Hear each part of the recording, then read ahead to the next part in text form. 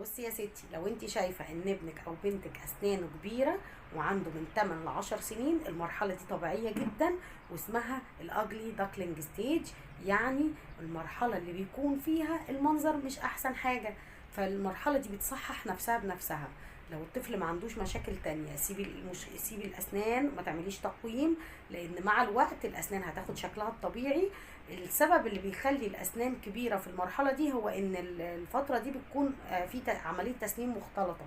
يعني انه في اسنان لبنيه حجمها صغير، والاسنان الدايمه حجمها بيكون كبير، فبالمقارنه بيبان ان الاسنان الدايمه شكلها كبير وشكلها وحش. تاني حاجه، بيكون السنتين القواطع اللي قدام مفتوحين كده عن بعض وفي بينهم مسافه وشكلهم معوج. المرحله دي مع الوقت باقي السنان هتطلع، ومع الوقت الاسنان هتاخد شكلها الطبيعي. فنتابع مع الطفل، لو الاسنان ما خدتش الشكل الطبيعي